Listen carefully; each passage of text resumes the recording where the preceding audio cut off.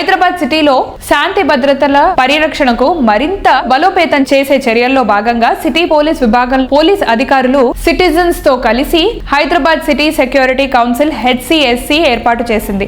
HCSC ఆధ్వర్యంలో నిన్న శనివారం హైదరాబాద్ సిటీ పోలీసులకు CPR ట్రైనింగ్ ప్రోగ్రాం నిర్వహించారు. ఈ కార్యక్రమంలో HCSC secretary general IGBC national vice president C. Shekar Reddy గారు, అలాగే HCSC physical security convener traffic DCP Ashok గారు పాల్గొన్నారు. చక్కటి సోషల్ కాజ్ తో నిర్వహించిన ఈ కార్యక్రమానికి EMRI, GVKN, CII, YI young Indians వారు సహకారం అందించారు.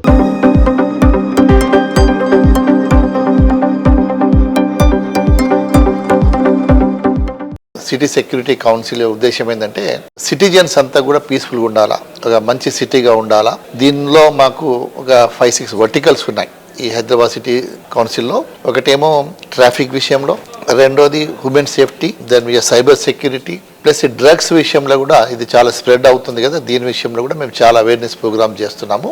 తర్వాత ఫిజికల్ సెక్యూరిటీ ఆల్సో, తర్వాత CSR programmes, various CSR programmes in association with many organisations, associations, with the support of the industry also, and with the active support of the police department and other government departments. For example, even education department tho kuda they are going to make it mandatory in the schools also. Syllabus lo kuda introduce cheyabothunnaru very shortly. Definitely ga HCSC is going to play a big role in making the city very peaceful and healthy, and also making the brand Hyderabad. Everybody should talk about Hyderabad globally. This is one of the best location, ultimate place anedi aa vidhanga తీసుకెళ్ళడానికి అన్ని departments తోటి కూడా కలిసి పనిచేయడమే మా Hyderabad security council యొక్క ఉద్దేశం.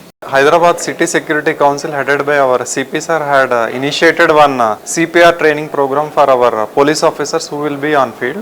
Idi CPR anedi chala important maaku, and since police are the first responders, we will come across various kinds of accident victims and other victims pertaining to various crimes. Last minute lo మేము వాళ్ళకి life saving లో భాగంగా ఈ CPR చేయడం వల్ల we could be able to save many lives. మా notice లో వచ్చింది ఏంటంటే చాలా మంది విక్టిమ్స్ ఏదైతే ఉన్నారో different kinds of accident victims or victims of crime, వాళ్ళకి CPR ఇవ్వడం వల్ల మేము we can save many lives. ఇందులో భాగంగా మేము మా పోలీస్ పర్సనల్ ఎవరైతే ఉన్నారో ఈ రోజు 100 పోలీస్ పర్సనల్ కి ఈ CPR ట్రైనింగ్ ఇవ్వడం జరిగింది. తద్వారా we can save many human lives. And ఈ CPR కూడా our people are very elaborate గా 108 సర్వీసెస్ నుంచి డాక్టర్ సతీష్ గారు మాకు not only CPR about various other aspects when we come across various kind of incidents and crimes, so that we can save the life of victims. అందులో భాగంగా ఈ రోజు CPR మేము నేర్చుకోవడం జరిగింది. and whenever we come across any such victims, we will be able to perform the same and save human lives. ఎలాంటి situation అయినా last final గా